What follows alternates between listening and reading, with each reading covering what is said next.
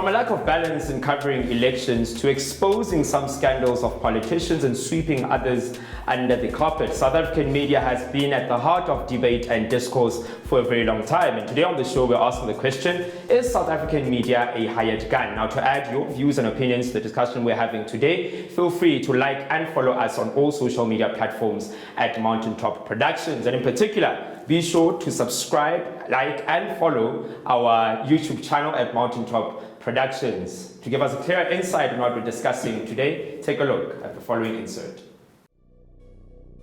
Whether it's local or international stories, scandals in the public or private sector, tabloids or political exposés, the media always seems to find itself in a position that leaves the public questioning their impartiality and motives. The media has always been a very powerful tool used to inform and empower the public, yet the very same tool has been used to sway public discourse and essentially rewrite the truth. In his own words, the then Sunday Times editor, Bongani Sigqoko, admits that they allowed themselves to be manipulated by those with ulterior motives when reporting on the Cato Mena, SARS, and Zimbabwean rendition stories. These stories were said to be nothing more than a carefully orchestrated plot to capture the criminal justice system.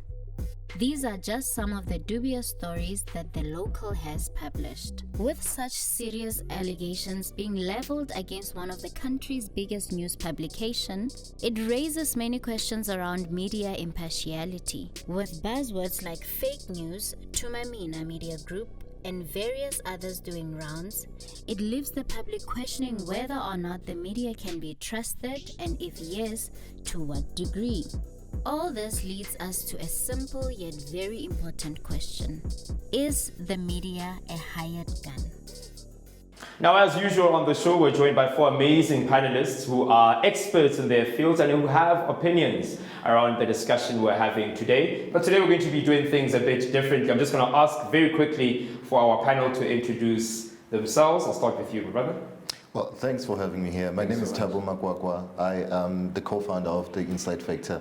I'm also a reporter at the Daily News. Very nice to have you. Thank you so much for joining us on the discussion. Today we'll move on to you, sir. Thanks. My name is Wonderboy Peters. I currently work for government, speech writing. But yeah, as a citizen, I've got a great interest in how media reports and certain things, especially as a speechwriter. Thank you so much for taking time off your schedule to be with us here today. We'll move on to you. Yes, I am Ncedi Koboka. I'm one of the top 20 finalists for Mr. South Africa, and of course a life coach and a facilitator. All right, awesome stuff. Thank you so much for being with us today. And last but not least, name is Peter Mebel. I am a co-founder and founder of the podcast OFS Chats podcast. Thank you so much, gentlemen, for being with us here today. We'll get right into it, right? So all of these opinions, all of these scandals, all of these thoughts around South African media. To kick off the discussion, do you believe that South African media definitely is a hired gun? We'll start with you, Thabo. Indeed, it is a hired gun. I mean, like, I work in the media space, and we encounter, reports that are actually, biased. And I'm saying this because from the perspective of the Insight Factor, we have had, other media houses writing nonsensical stuff about us simply because we're giving an opportunity to people who are often, denounced by mainstream media, people who are not even given a right, to reply to some of the stuff they're writing about. So I believe that is a hired gun, because also as a reporter, before I actually became a reporter, I used to write opinion pieces, and these opinion pieces at the time were actually focusing on, Jacob Zuma as a politician, as a former president, and by then he was a president, by the way. So I would write critical analysis about Jacob Zuma's administration, and those were published all the time. And then there came a time when I wrote something positive in one of the media platforms, which of course I will not mention, and that article never made it because I was sort of glorifying some of the stuff he was doing at the time, and those were not going out. We would write about Winnie Madikizela and Mandela, those were not being published. So I kind of got to actually notice that indeed the media was a hired gun. And at the time when I was writing those opinion pieces criticizing Jacob Zuma, I would actually get calls from these editors, wanting to provide, offer us internships and all of that. Yeah. So it got to also, kind of like show me what was actually happening in the media space. Yeah. So just the blatant manner in which you were able to publish some of the information that you wanted to give to the general public, and others you just could not. Do you share similar views, Wonderboy? Yeah, I think I would say yes and no, and I've got a big yes. That increasingly, I think our media is definitely disappointing, in terms of its role. We understand the media to be a watchdog. It's in the interest of democracy to have a diverse media, a media that is not embedded, to any political groupings, a media that reflects objectively and so forth. But each and every day when you watch and you read the news, you can definitely see that there are particular narratives that are being pushed and other narratives that are deliberately being silenced. But I'm so glad for the first time I'm meeting Thabo here. In this is one and his group or his company, Insight Factor. It's one of those platforms that is giving us hope that while you see this particular pattern that is happening in our media, but that there are new voices and young people that are saying we are willing to provide the alternative voice.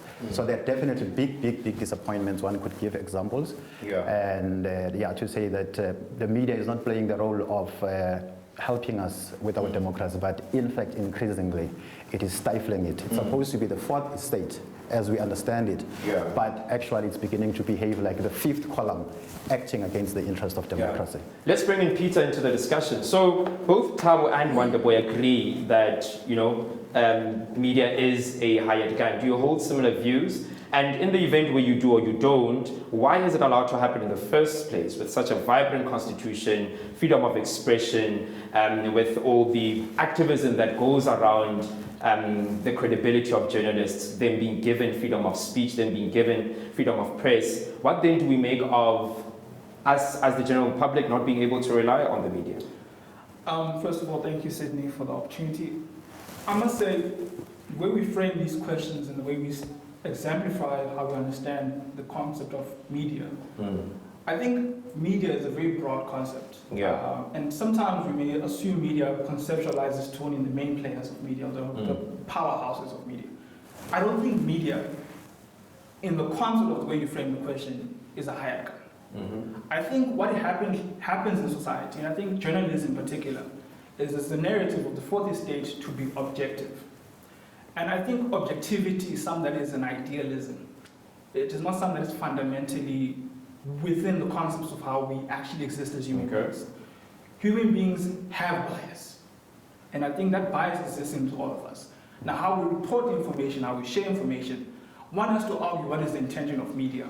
One could say media is to be a watchdog. One could say media is to be just a messenger.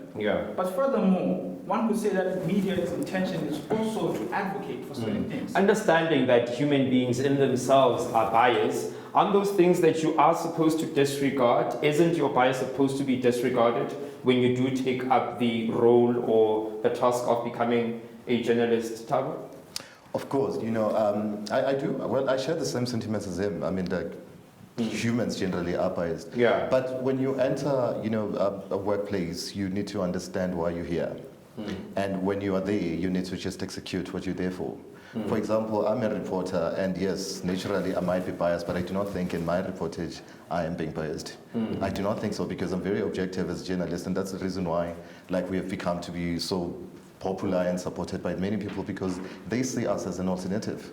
So I just have a slight different opinion. So a very common, before I bring Nate into the conversation, the African National Congress, obviously the ruling party of the country, and there's this constant thought that is being imagined that the media and the manner in which it handled the Jacob Zuma administration is vastly different from how it is handling the Cyril Ramaphosa administration, how it handled corruption during that era and how it handles corruption now, how it exposes news, and how journalists themselves are giving information to the general public, that there's a lack of balance there. I saw an internal exclamation. What do you make of that? No, it's a very difficult conversation because I've worked for President Ramaphosa, I've been his speechwriter, and I still know that is part of the discussion. But I definitely would be able, I think, to contribute. For me, I think the media needs to be very, very careful. You know, their loyalty should be to the public, not individuals. There will be Wonder Boy today, there will be Tabo tomorrow, there will be another person in the future. But I think fundamentally, it is about them reporting the truth and not having particular people that they cast in a particular manner and other people in a different direction. But I just wanted, the reason why I was smiling is that these are two politicians, Jacob Zuma and Cyril Ramaphosa, that I find myself all the time having to find my voice. You know, I have recently been accused because I speak a lot on social media about Jacob Zuma, for instance. People call me, you know, a Zuma cult member. I'm in the Zuma church, a cheerleader. I never worked for him. But I've taken a principled stance, you know, to say when it comes to his rights, you know, I will defend them. You know, it doesn't matter. If he's treated unfairly, regardless of the mainstream view that he's corrupt, he's this and that, but when it comes to his issues of his constitutional rights, I will defend them. So yeah, you then get the attack. Just putting the conversation, understanding understanding the context in which you're putting it, a very safe context at that. Do you find that there is that vast difference? Do you feel as a young South African living in South Africa that you are able to spot these differences? And aren't there a cause for concern? If you have the same ruling party, you have the same media agencies, but then you have different types of broadcasting and information being given to the general public, isn't it? Definitely, and I must say that I do agree with some of the speaker's sentiments when it comes to the role and responsibility of media. And that its key rolling factor is to be a watchdog and storytelling of what's happening on the ground. You know, so when it comes to certain individuals who then have a certain narrative or certain agenda that they're trying to push through these media houses, and the biasness through in which they do push that, for me is a bit unfair, because it is not the core essence of what media should be.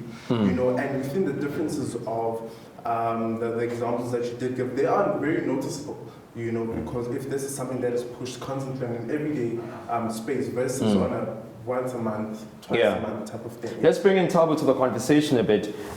Still on that very same question, right, which causes a huge hoo-ha all over the country. Just the obvious difference in how the two characters are portrayed to the general public. We had corruption during that administration, we have corruption now. Why, in as much as the media is this watchdog that we're phrasing it as, right? Doesn't that in itself question the credibility of journalists and journalism? Why should the general public still listen to anything that comes out of the news or read anything that comes out of the papers? Well, let me tell you something. The people are actually consumers of news. We get entertained from reading, because generally we're just, you know, people who are interested in knowing what's happening out there.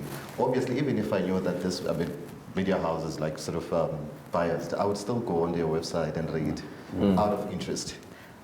The issue of, you know, the president, Cyril Ramaphosa and Jacob Zuma, it has become so obvious. The media is not the watchdog as we thought it was. It's actually used as a campaign tool, you know, for those who are powerful. It stands for those who have got like capital power.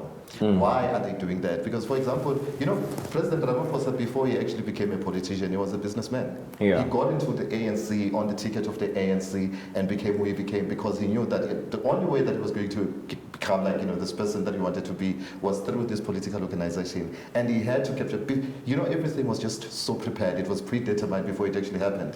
This man had to become a businessman, a politician. Do you believe there's a general sort of aim and ambition to protect the image of President Ramaphosa? Absolutely. I mean, he owns almost every business in South Africa with his partners. So if these media agencies start speaking against him, who's going to advertise on them? How are they going to generate revenue? Wonderboy Peter, do you hold the same views? Is the media protecting the president? I think the media could have done more. I'll tell you why. I worked with the president for at least 3 years as his main speechwriter. I think his ticket to winning the ANC presidency was based on accountability, for instance, and fighting corruption. Not the fact that he's got a truckload of money behind him. No, that's what made him, I think, eventually sold him to the general South African public. So the issues of transparency, the issues of accountability, you know, and what have you, were the key issues in his message and fighting corruption.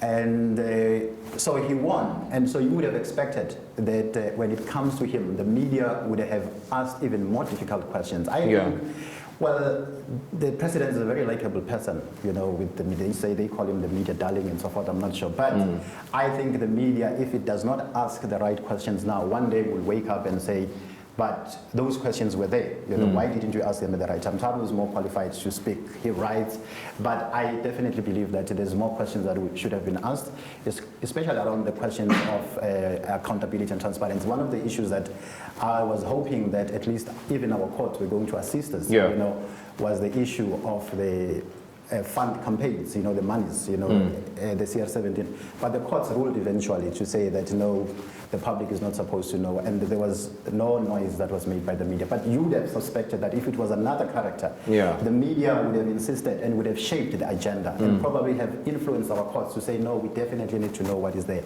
But that as it may, as a law-abiding citizen, I have to live with that decision. But I would have hoped that him as an individual and as a person would have said, based on my values, you know, and what I represent, you know, let's open the book so that there are no questions, because these questions are going to remain with us for a very, very, very long time.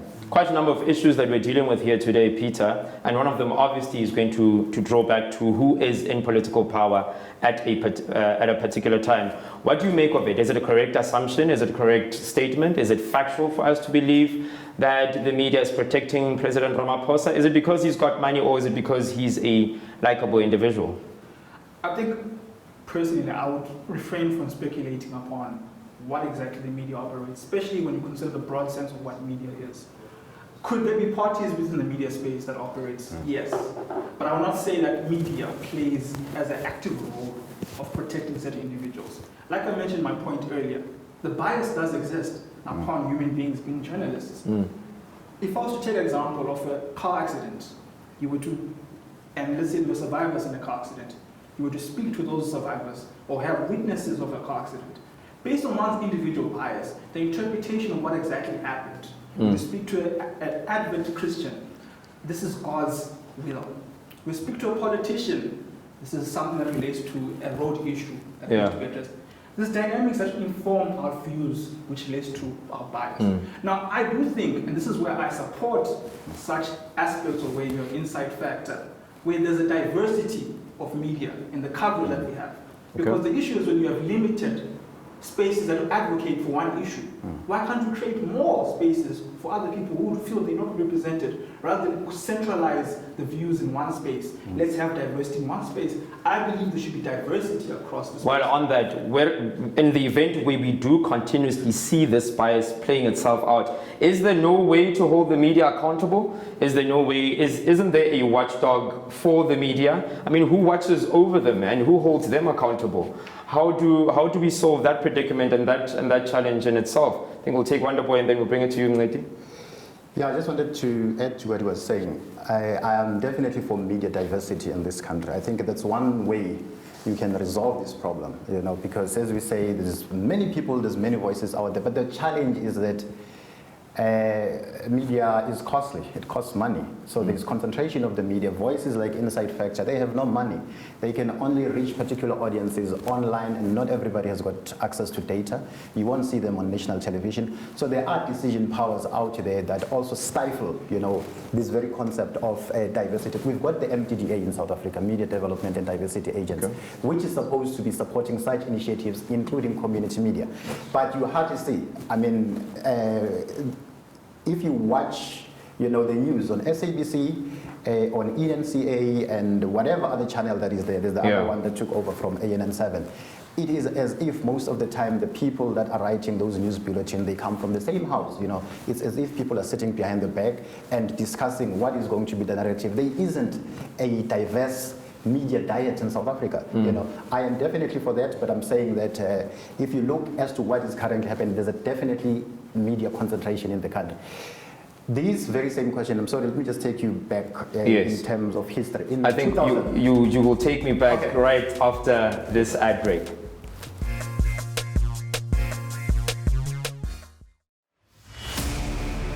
Over the past couple of years, South Africa has seen a dramatic increase in protests ranging from service delivery, protests in universities and colleges, as well as racism in schools. Protest is the last resolute. The access that we on this panel have to institutions is not necessarily the access that all South Africans have. The laws of this country must be respected by both foreign nationals and South Africans. But if you are sitting in a community with no water, which is a basic right that you need to live, with no electricity for you to cook for your children, how then must you be able to reason and say that I am not going to the streets? The unrests that we saw, people going into stores to steal food, I don't think that's an element of criminality. The lack of accountability in government is the result of the reality that we are faced with today.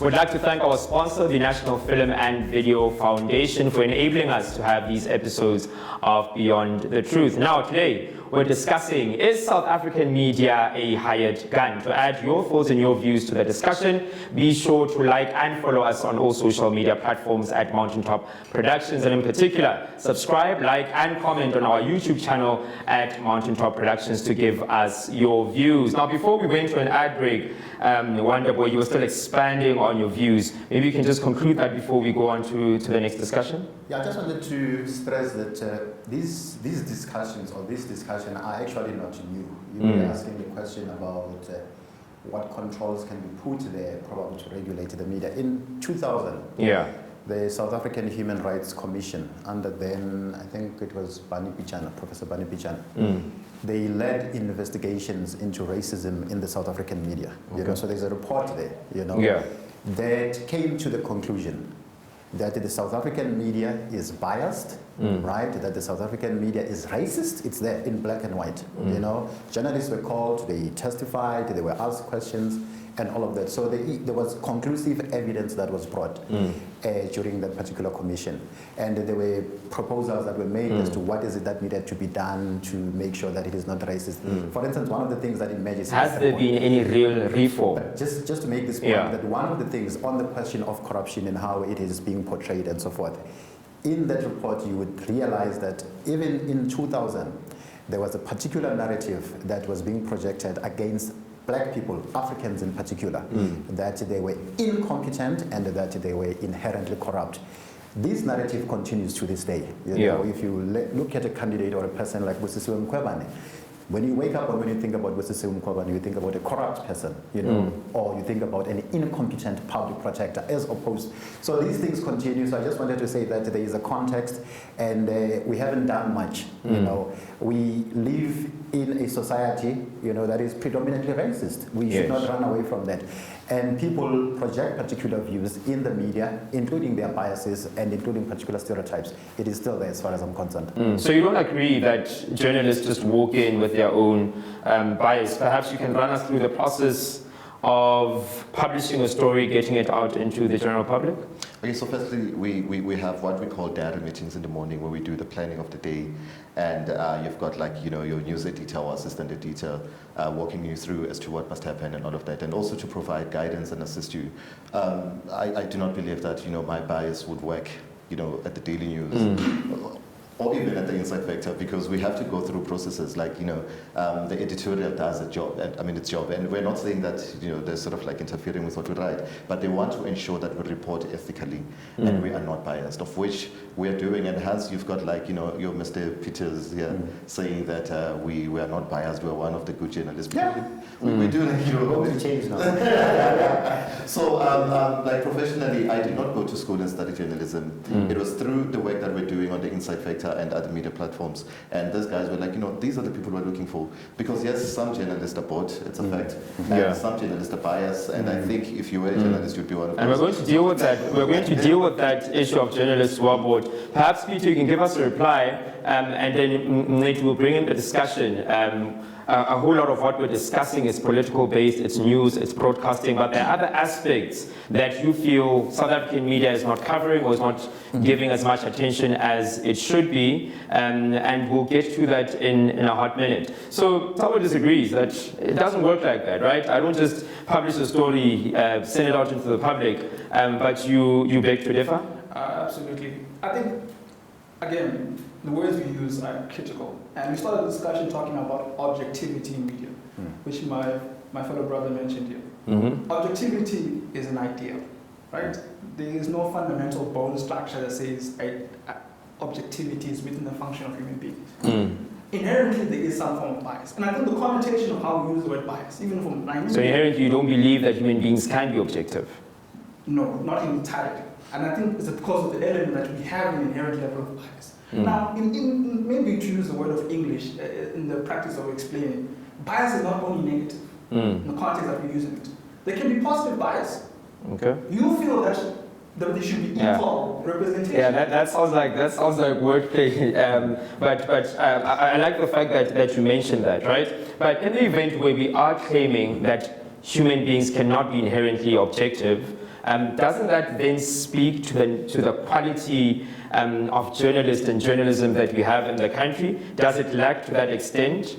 No. I think there can be an element of lack of objectivity, but a representation of fairness and equity given. That's why I spoke about diversifying spaces such as media. Speaking about ensuring that there's proper intermediate systems that appear, that if there's a lack of truth, credibility, and accountability in media space, there are platforms, committees, tribunals available for us to advocate and say, this journalist is lying, or this journalist is doing things that are incorrect, that do not reflect our values in our constitution. But to say that there is a detachment of people, let me put this example. You may say that, for example, you have meetings and there's editorial committees, but the question becomes, what subjects do you want to cover? Is that not subjective? If someone was to say, why is GBV being covered compared to maybe mental health? Is that not a level of bias in the way that we cover things? And bias again not being purely negative. We're going to come with that in a short while, and I think we'll entertain that very briefly, because that is part of the work that Umleti does as a social activist and as a social entrepreneur. Do you feel like whenever we do discuss issues surrounding media, our focus is so linear that we focus on politics, politicians, what's wrong in the country, and we're not giving enough attention to some issues? And what could these other issues be? Definitely, and I mean, core issues that are important and not discussed, especially if it does not bring in the numbers or if it is not trending. And I say this a lot because, especially with mental health, with the work that I do within mental health, you don't find it being publicized or covered a lot of the times, but it is the most prevalent thing within society that people overlook. And stats were put out that SA is ranked number 2 with the highest suicide rate in the world, and with men being at the forefront of that.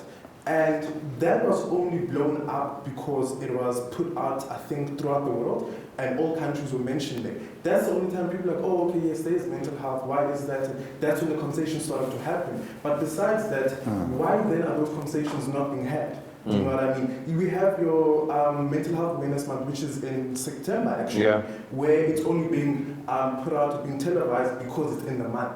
But whereas it is an everyday problem that actually needs to be healed. Within the context of what we're discussing, whether or not South African media is a hired gun, is it a constant play of one trying to expose the dirty laundry of the other, so much so that our focus ends up squarely being on politics, politicians, and what they're doing wrong, and not attending to all of these other socio-economic factors? Is it correct to assume that way, Tabo?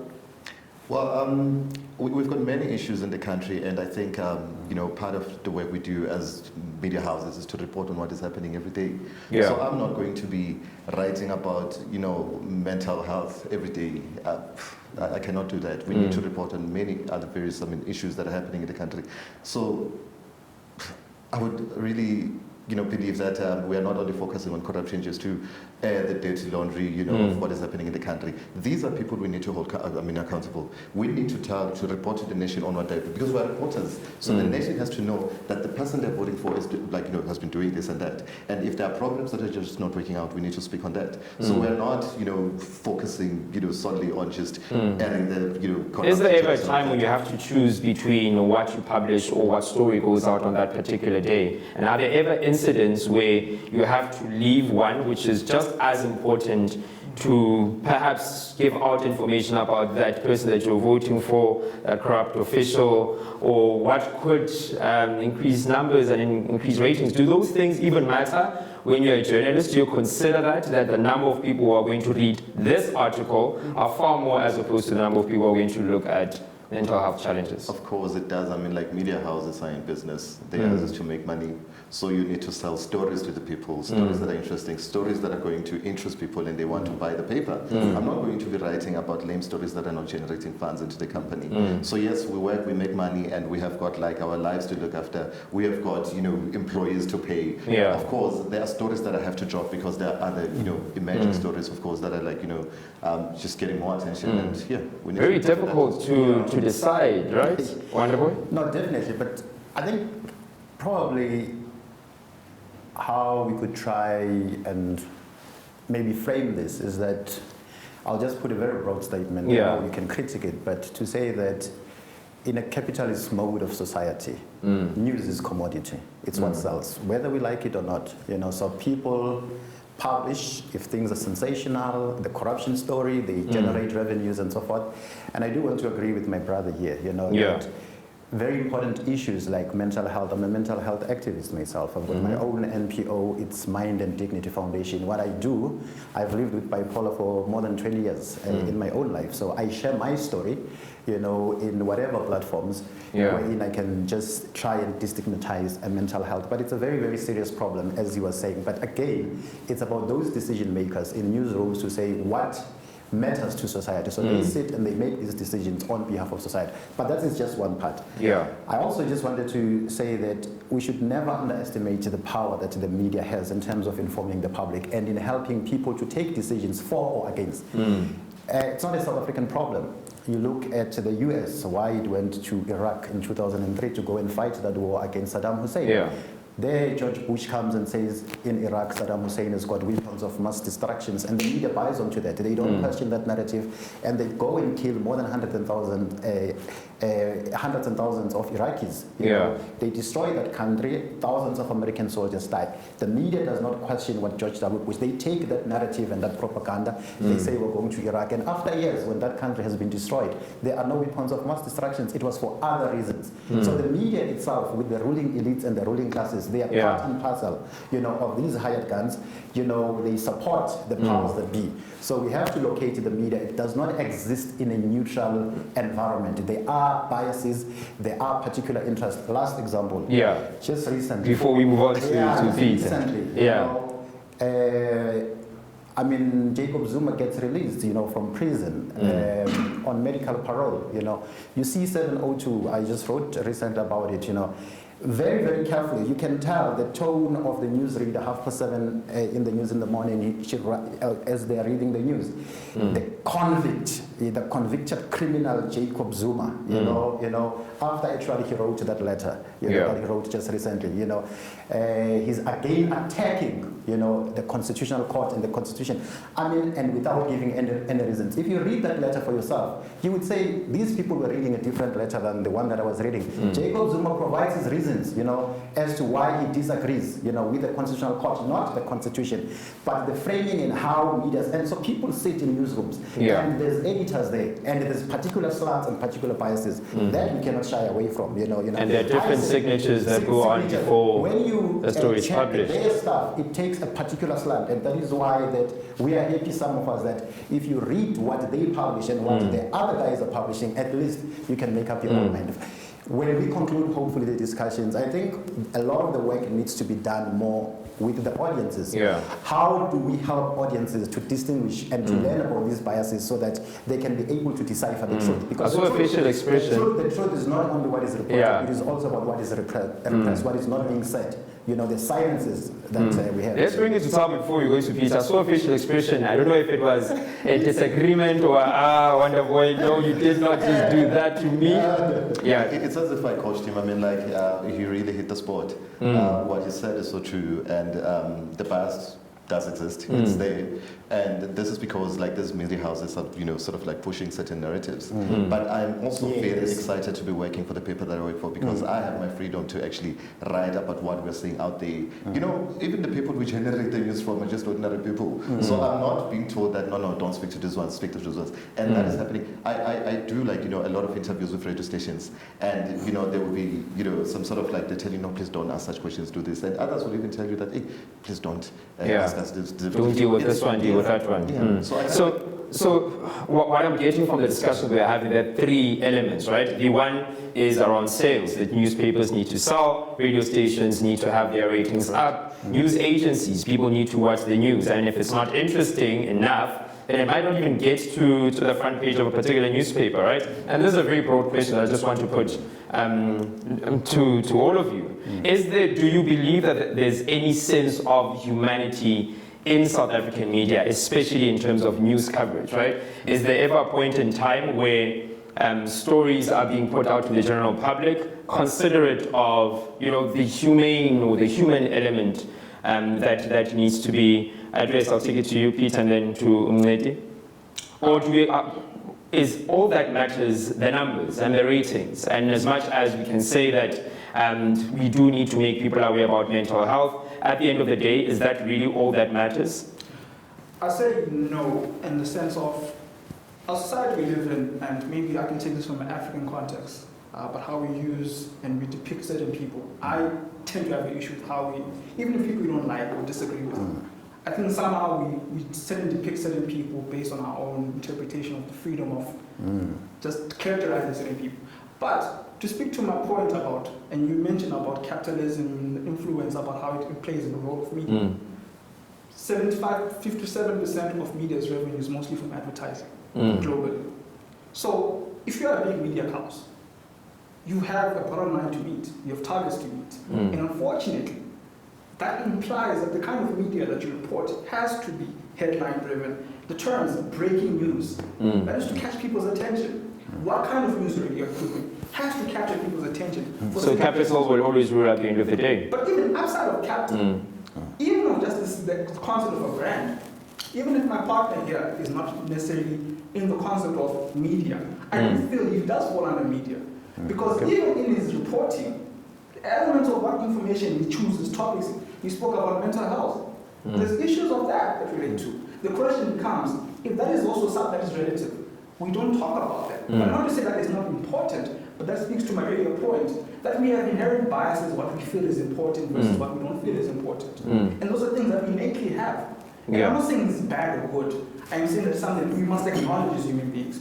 We choose what we feel is important as society. Yeah. Do you feel to some extent the media also is responsible for some of the challenges that we do see in the country, right? And a few years ago, there was that entire argument at the SABC around whether or not to broadcast protests, whether or not to show when there's a fight, whether or not to expose such information. Do you believe that the media in itself is partially responsible? Should we consider it as honest reporting and honest news without regarding whether or not it could be playing a role in advancing some of the challenges that we see in our society? I'll give it to you, Mneti, then we'll put it to Tabo. Personally, I feel like there's a concept that we learn about in communication, where they also put that if children watch violence on TV, they become violent because of that violence. And I disagree with that, because that is a way of telling what is actually happening. Me showing you what is happening is not saying go out there and do it. I'm not condoning it by reporting it, but I'm reporting what is actually happening on the ground. And that's why I feel like the difference comes in terms of reporting what is real and reporting via biases. Because now if you're reporting via biases, then there's certain agendas that people are pushing rather than what is actually happening on the ground. Prime example that happened was, I live in Hillbrow, and there was a protest that happened, I think a few years back, xenophobic protest. And there was this flare-up of xenophobic attacks that were happening. And one of the reporters came through, and their main stance on that was a Zulu versus foreigners thing, whereas it was a xenophobic attack. Let's not run away that yes, different cultures and tribes do contribute to that, or are part of the people who are exacerbating these issues. Yeah. It does not then mean that we should solely base it onto one person or one thing. And that's why I feel like these are type of issues that need to be reported honestly and not with any sort of agenda behind. Because it is quite alarming, right? Whenever there are incidents of gender-based violence in the country, one would even think that because it was broadcast, that is why we are seeing so many reports about it now in the news, right? When there are protests, for example, because someone saw it in the news, then it flares up the entire community. Is it factual to look at it that way? Is the media partially responsible for advancing some of these challenges, Tabo? The media is fully responsible for that. And I'm saying so because just recently we had violence in South Africa. The media told us that it was a coup, insurrection. What kind of a coup encourages people to steal chicken from Shoprite? Yeah. Why are they not going to union buildings? So the media was driving a certain narrative. And all of a sudden people are getting arrested. Hey, they incited violence. We incited violence. Where? From a cell phone on Twitter. Yeah. There is no such. The media is responsible for what we're seeing in this country. Recently in Nkandla, when people went there to support Jacob Zuma, presenters were like, yeah, there are many people here. Why is the president not deploying the police to come and deal with the situation? What kind of the media is that? The media should report on what is happening, not to tell us that this is what we're thinking should happen. When I report, that's why I call myself a reporter. I'm not a journalist. I'm a reporter. If today you eat 2 apples here and you have diarrhea, I'm going to report on that. I'm not going to be saying that I think this is what is happening with this apple. No, I tell people the stories of what is happening out there. So the media is not, it's fully responsible for what we're saying out there. Because people consume the news that they're reading out there, the news that they're seeing. They're creating this awareness and people are like, oh, so this is what is happening. This man is so corrupt. You know, you had, and I'm still, trying, just, it's actually happening. And then we think only one man is responsible for the entire corruption. How is that possible?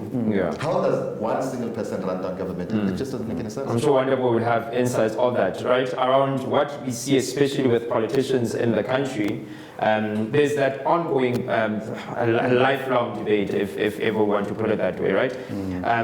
Signaling, sort of like taking individuals and painting them in a particular brush to say that these are the faces of corruption.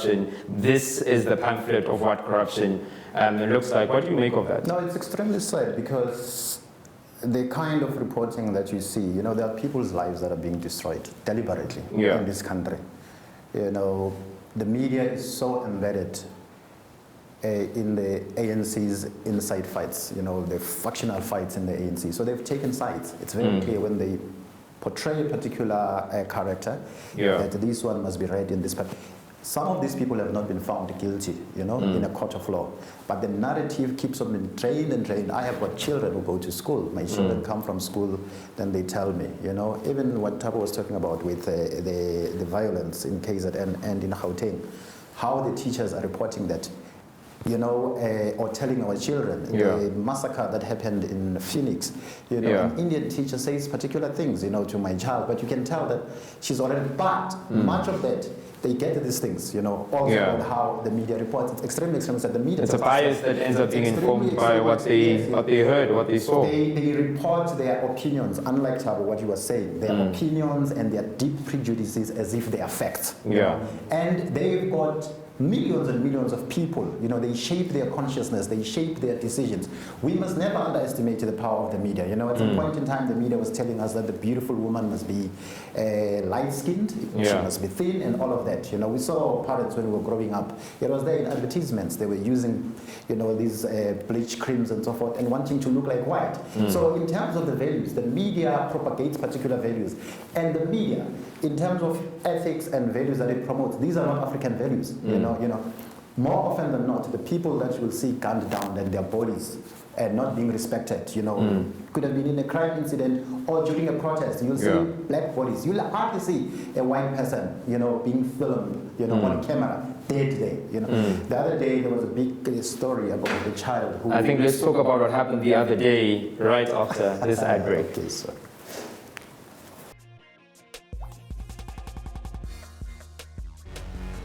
Everything that was centered around black economy, if it's even a reality, was looted. Sandton is 5 minutes from Alexandra. Was Sandton looted? Melrose Arc is even closer. Was it looted? Was there any chance of it being looted? No. But everything in the black community was looted.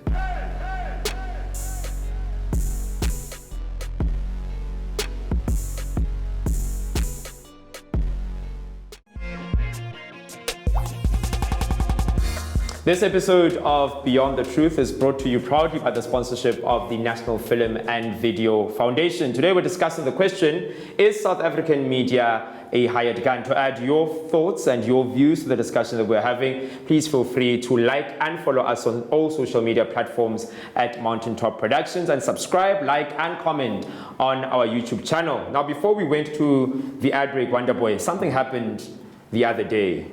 And you're going to tell us exactly what that something was.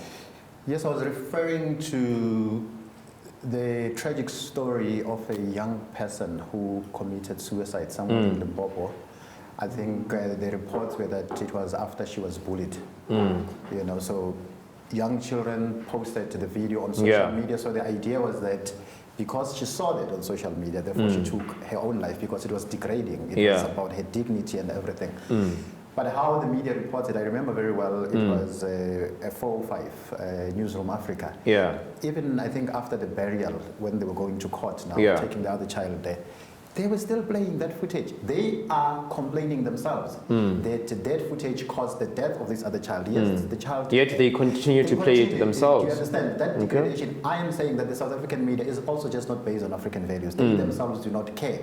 Last example, again, about how they tend to portray particular people.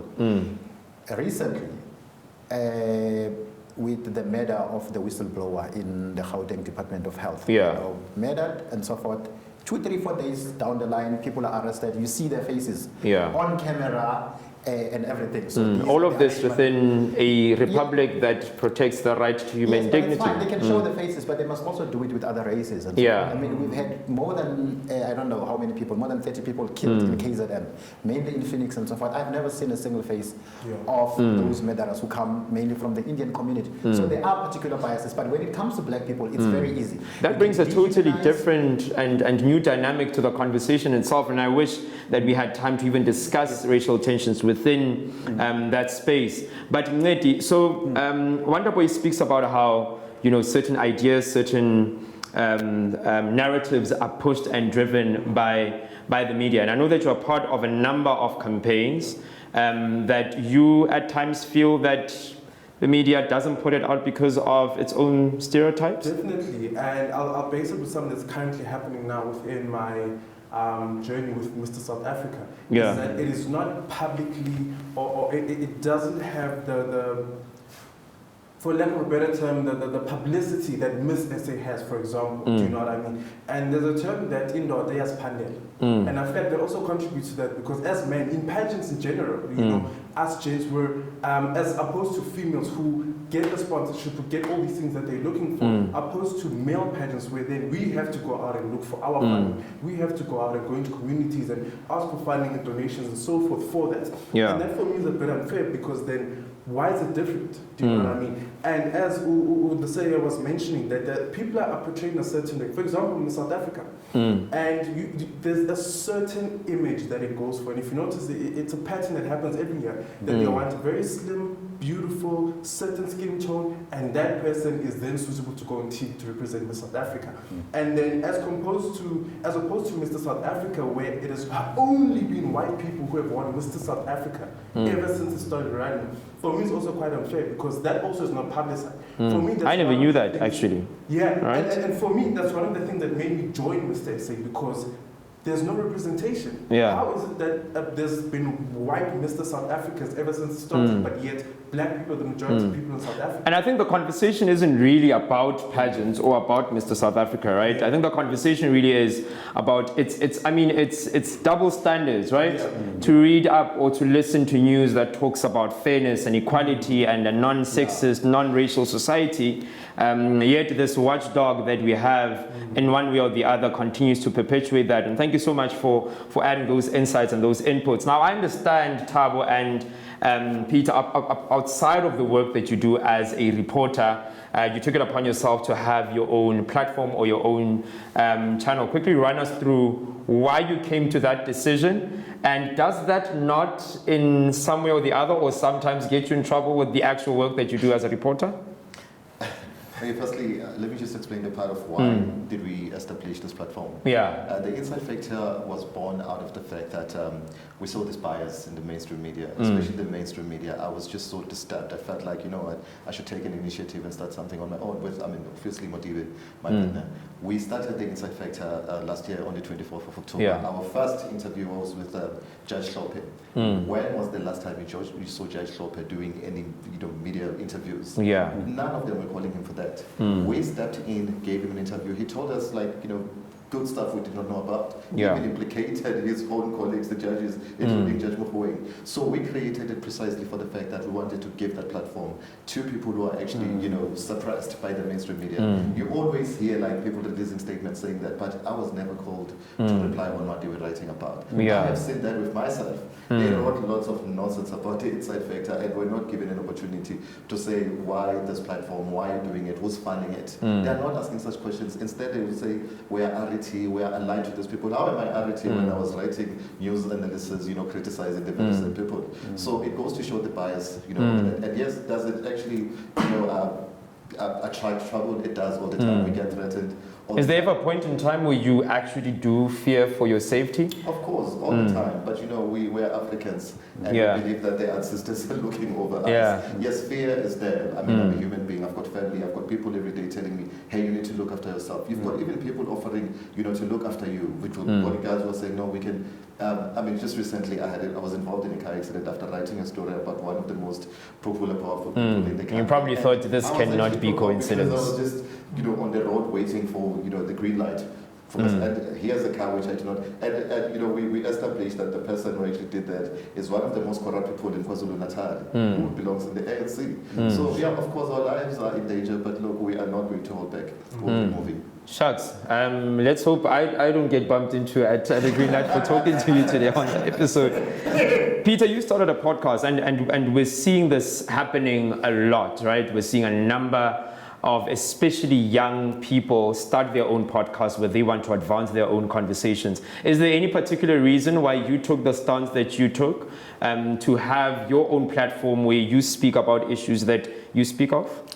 I think for me it was more of creating a broader sense of dialogue outside of traditional media, and something that's not exclusive to me. Something that's globally, something that's growing, using technology to advantage. And even with platforms, whether it's Twitter, YouTube, you see a lot of young people take advantage. Whether it's a podcast, whether it's a YouTube channel, people are taking advantage of technology to speak about and represent whatever views they have. My particular podcast was not centered around my views. And maybe the topics are centered around my own views or what I think can be important to speak about, which may be my own bias, which I take acknowledgement of. But what I deliberately do is invite people to have dialogues amongst themselves, and mostly centered around strangers. So to avoid the issue of people who are necessarily have preconceived understandings of the person they're speaking to, to see how the average person on the street perceives a certain topic. So it's not necessarily to invite a celebrity or someone who is known for something, but bring the average person to speak. What is your views on this? And bring your views to the podcast. Yeah, very interesting. If I was sitting, I'd be talking about why Beyond the Truth came about in the first place. But two very quick questions, right? With independent platforms that you start seeing a need or seeing a vacuum or a space that you want to fill with these dialogues, with these interviews, and with the work that you do, takes us back to the conversation we had around accountability, right? Who holds you accountable, and how do we verify that this is actually true, it's not concocted? Because we spoke about how there was a report that was published, and I think South Africa is very popular for publishing reports and giving indications of what needs to be done, and most of the time we never see anything really being done, right? So the first question is around accountability. Is there anyone that you account to? Is there any form or any measure? If Thabo, you say something about Sydney tomorrow, and you find out that that is actually not true, how do you go about, ensuring, number one, that you are accountable, but also on the other end, is it possible for an independent platform that exposes truths in society to grow without capital or any form of financial backing. Maybe we can discuss that about what happens when you don't have financial muscle to run the platform that you run. I'll take it to you, Tab, and then to Peter, and then we'll bring in the gentleman to the discussion. So on the question of who holds us accountable, I think it is the constitution of the country. We are not part of Press Council or SANEF or anything like that. We're independent, as you said. Yeah. We actually know of the fact that we've got a constitution, which obviously would not allow for us to just, talk about whatever that we want to talk about, implicate people and do all of those things. Yeah. But allow people, also there's freedom of expression. And when we invite a guest to come and they want to be saying stuff about a certain particular person, we are going to allow them to do that. And this one knows that, he also has a right to actually respond to that, and we invite them all the time, and some of them decide not to come. So we are held accountable by the Constitution because we know for a fact that we've got to respect people's rights, and also we have got the masses. We have got, this open policy for the inside factor. People DM us, and we even invite them to criticize us. We have got, I won't mention names of the people. We have got even advocates who would sort of advise us on what we need not to do. Those are the people who hold us accountable, and we are grateful for that. Yeah. Now, you asked the question as to, can this independent media platform sustain itself and grow without the political and financial backing? Right? Inside Factor is actually proof.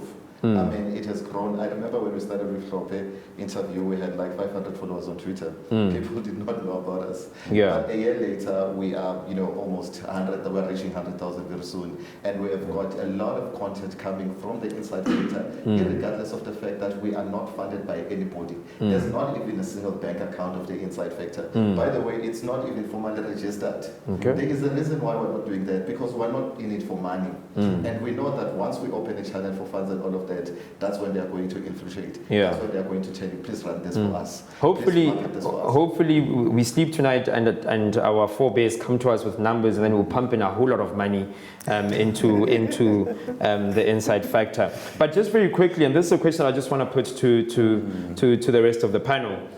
You are guided. The work that you do is guided by the Constitution. That is your safe space, right? And those are the confines in which you operate under. And you also indicate that you're not part of these bodies that would regulate the work that you do. But isn't it the case that even mainstream media in the country, is its backing not the Constitution, or where are they missing the mark? I think I'll start it with you, Wonderboy, and then we'll carry the conversation forward, right? So what's the difference there? Why is it that we can have platforms that use the Constitution as their safe space, whereas you have mainstream media which also use the Constitution as its safe space? Yeah, I think everybody, but I'm glad about Tawo's response, and that ultimately he says that the Constitution is his guide, or it's their guide at Inside Factor. I think all of us, whether we agree with the Constitution or not, but I think it should be the basis. We can critique the Constitution and ask for it to be amended. I always say that I can always say anything I want to say as long as my conscience is clear that I am in sync with the Constitution. So I leave it at that. In terms of accountability, I would say that as he has explained, it's mainly their audiences. I think they're proving that on their own, without finances, they're growing a serious following, and they're beginning to even shape the national agenda. I mean, the story of Shoppe, for instance, as I was saying to you, and other stories that they break on Inside Factor, you suddenly see mainstream media leading with those stories afterwards, and they are the ones who normally start them. But so you end up becoming the inspiration. Yes, right? yes. But of course, I hear what Tabo is saying, that they are happy currently that they are funding themselves out of their own monies and so forth. It's very good.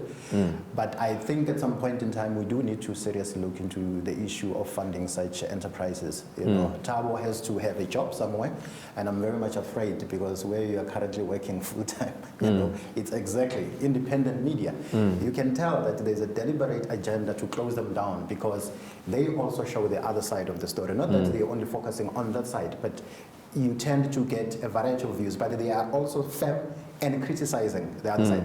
But already you can tell, Tabo, I think at some point in time needs to tell us how they are doing around issues of advertising. But I can just see that it's one day we'll wake up, there will be no independent media. And when you talk about independent media, yeah, it's big titles. Your Sunday Independent, Pretoria News, you know, there are so many, you know, so many news, Isoles and so forth. If one day Iqbal Saif wakes up and says, you know what, this thing is not making me money. So it means in terms of democracy, we are also going to be denied, you know, because they need the advertising, they need to sell their newspapers, and the business of newspapers is also not working. So that is why also people are moving into social media. You and I today, we do the news, we tell the stories there instantly and people respond. But I also do want to appreciate what you are doing also on your own to make sure, you know, I know that our topic today is about the media being a hired gun and so forth, but I think there's still a number of very good journalists out there who do their jobs honorably inside some of those very toxic media houses, you know, who still try very, very hard under difficult circumstances, you know, to try, because the death of journalism means the death of democracy, because if journalists are not ethical, if journalists do not reflect the truth, if they are not married to the truth, what choices is the public going to be able to make? Because it will mean that they are just making choices, not being informed, you know, they are just only being informed because people, those that are writing, but they are still very good journalists, and there are ways, you know, that things could still be improved, and education is part of it, but also educating audiences. In terms of safeguarding the media, and in terms of safeguarding good journalists, good reporters who still exist in a variety of media houses, right? Is there anything that the general public can do? Is there anything that you as Sydney can do to protect such journalists, or are we just receivers of the news? Is ours just to read and see what is going on? I think that would be the first question. And then the second question around the issue of the integrity of journalists, right? If, God forbid, something happens, maybe someone manages to close down an inside factor, or some politician is able to get to you, or someone that you spoke about on your platform is able to harm you in some way, right? How do we ensure that other people, other platforms that want to speak the truth, that want to expose news and, you know, inform the general public about what's going on, how then do we solve the problem of intimidation, right? Because you'd want to start, but then you think, something happened to Tabo, I'm not about to touch that space, right? So I think we'll deal with those two questions first. Do you feel that there's anything that you can do about it? Definitely, and it's the power in the masses. It is the power in numbers.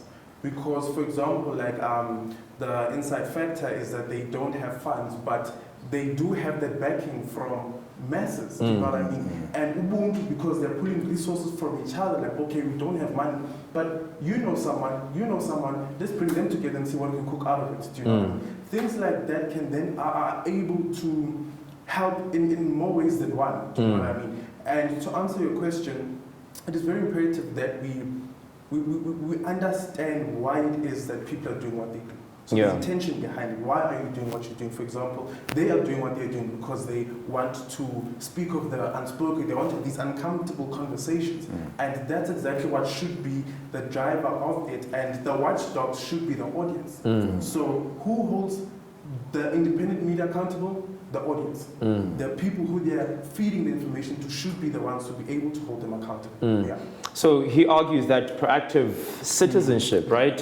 You as an individual saying that, but I wasn't happy with that, or I am happy with that, and I see you shaking your head and having that smile like, oh no, Peter? I do acknowledge what he's saying. He makes a good point that people should participate, being watchdogs, being advocates for concerns that media expresses. But I also feel the importance of institutionalizing certain things. I feel it would be irresponsible to always leave the responsibility to the people.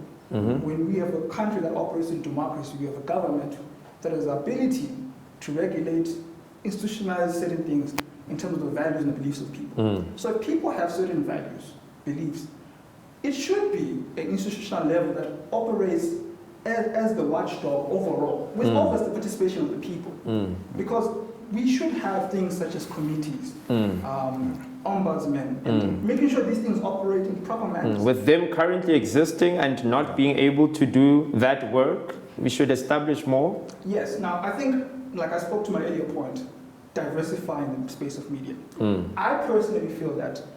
there should be a full focus on decentralizing media. And that's why I advocate for platforms like him. Whether views are different, I feel the importance of advocating for difference of opinions across the board, different platforms, even if I have a podcast.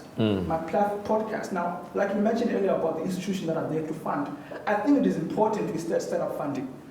I would fear that if we truly want to diversify opinion in terms of, as an audience, I want to see the alternative opinion. I would feel it would be a very slow approach to wait for another organization or podcast or media outlet to grow slowly. I'd rather say, why don't we also put money there as well? Because it is of value to grow these views, because it diversifies opinion in our community. If we truly want, let's say, political change, I feel it would be a very slow approach. How do we get this money? Whose money do we pump into? And that money that we pump in, what is our guarantee, right? That will protect you just as long as you keep funding us? Now, that is where I create the element where I speak about bias. Because unfortunately, because we live in a capitalist society, you need money to survive. You need salaries to be paid. And as a result of that, that impedes the type of support you get. If I disagree with your views, most likely advertisers are not going to put money to you as a citizen. Now, the great thing is that he is an audience. And in the assumption of his audience, there should be a way to pull money into finding not just necessarily donations, setting up structures which funding can be raised. And those obviously, I cannot speak to them because I am not someone who's well invested in that aspect. But I think there are ways in which you can raise money, because I do feel it's important to set up financial support for all these smaller platforms to at least diversify the aspect. If we truly want change, if he's bringing alternative views, why can't that alternative view compete with something that's mainstream, which has loads of money? Agencies that support it. You should also be given some level of comfort on an institutional level. The question of money is already such a difficult one, and I don't want to tap into it too much because I think my bias has already been picked up that if I put money into something, I'm going to expect something in return, and that's just the unfortunate part of it. So that was the first question, right? The second question around ensuring that independence and courageous journalists and reporters and people who are concerned about the truth are not easily intimidated and are able to do their work. Is there any way of ensuring that that is able to take place? For as long as we have political power and people who have any sort of financial muscle, that is always such a gray area that I personally never know how to deal with. I think we'll take that in closing, Wonderboy, and then we'll hand it over to Thabo. Yeah, it's a very important question. I think we should never take it for granted that journalists in general, they are persecuted all over the world. Journalists break stories that affect powerful individuals. Even here in South Africa, journalists have done that. They've confronted, they've spoken truth to power, and all we're asking is that they must do it with everyone, you know, not with particular individuals. When they deal with corruption, we want to see corruption in the private sector as well. Who are those culprits? You hear a story today, it's dead after that, you know. They need to play that role. So the security would come from their objectivity. No, there's a point I want to go to. You know, I'm praising them, but I'm also very much worried about them and what they are currently doing. Because of the divisions in the country, South Africa is a very, very polarized, very divided society. There's a particular agenda that is being driven. You know, it's funded, well funded, that particular agenda. You see it in the media and so forth. And the thing that really hurts me today is to see journalists that we would have trusted, you know, playing an active role to destroy other journalists, actively so, including journalists like in the inside factor, journalists that belong to independent media, because those journalists belong to particular groups. Some of them, they're in SANEF and so forth. What is currently happening, for instance, on social media, you find them identifying particular accounts to say these accounts are dangerous because of the people that do it. And they publish those stories. And you can tell slowly and slowly that those accounts are going to be closed, but also that at some point in time, they're waiting for the day that they make that particular mistake and then they shut them down using a whole lot of other things. He was sharing with me, for instance, also during the break that some of their funders, you know, with independent media are being pulled out. So what you are seeing there is that, again, the stifling of diversity. What you are saying is an ideal, you know. But in the real world where we live in, these other voices are deliberately being stifled so that a particular narrative is being propagated, and it is extremely, extremely sad. So when you talk about how do we protect journalists themselves, I'm saying South African journalists themselves need to be very careful, because one day they will wake up and there will be a dictator there.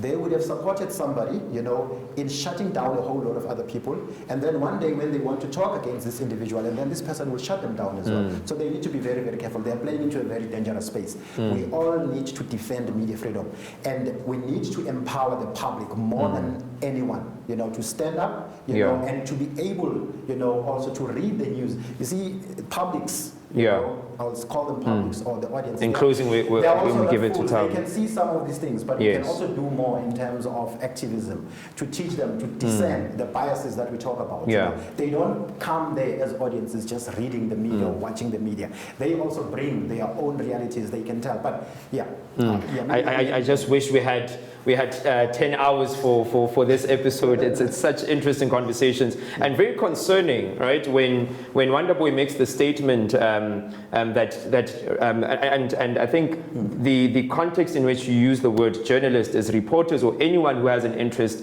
in making news known to the general public. The question around intimidation. So Wonderboy speaks primarily around the issue of reporters, journalists, or anyone who covers news doing it in a fair and objective manner, not picking out that I'm going to deal with these blacks and I'm going to leave these whites, I'm going to deal with the public and leave the private. How do we go about ensuring that such work is able to continue outside of the confines of intimidation and the fear of closure and discontinuation? Well, firstly, we have no one but ourselves. And we are not going to be dictated to by the powers that may be. When we started the Inside Factor, I had an opportunity to meet one of the best journalists in the country, and he said, you know, Thabo, you are entering a very dangerous zone. We live within it. Now you will have to choose between the two. Through your platform, you will have to choose between Alexander and Santin. The ones with Santin have got so much wealth. The power belongs to them. These ones, on the other hand, are actually the masses who have got no money and they are not going to give you anything but their support. What am I comfortable with working with Modiba on the Inside Factor? I'm comfortable with, you know, having the support of the masses. I feel comfortable around them because I know there is no bias. They are just human beings who are as affected as everybody else.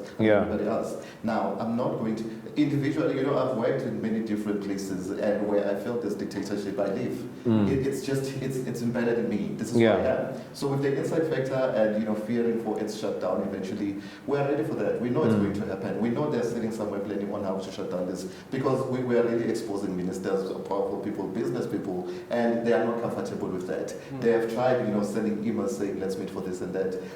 How best can we find the Inside Factor? And I said, no, for now we're still okay. Why do I keep doing? And I know a lot of our supporters may be in disagreement with the statement to say, but why are you rejecting funds? Look, I am here advocating for the truth. I am here, I believe that. Just something that is rare in this day and age. So I'm not going to be, the reason why this country is in such a mess is because of money. The ruling party has been taking right everywhere and we read that through the media. So if we're also going to be open for such, we're going to be destroying this thing. Imagine people who are starting their small platforms inspired by the Inside Factor. The Inside Factor all of a sudden is captured. What happens then? Who gets to lose? It's the ordinary people who get, the ordinary people who are getting affected. We're definitely going to be sitting with a whole lot of challenges. Very interesting statement that was made on the show today. The death of journalism could indicate, or is the death of democracy? Do you hold the same views? Do you believe that South African media is a hired gun? That's the discussion that we're having on the show today. Be sure to add your views, your thoughts, and your opinions on all social media platforms at Mountaintop Productions. Remember to subscribe, like, and comment on our YouTube channel at Mountaintop Productions. I really wish we had all the time in the world, so much that we could discuss, so much more that we could indicate. Unfortunately, time is not on our side. Our time is up, and we thank you for yours.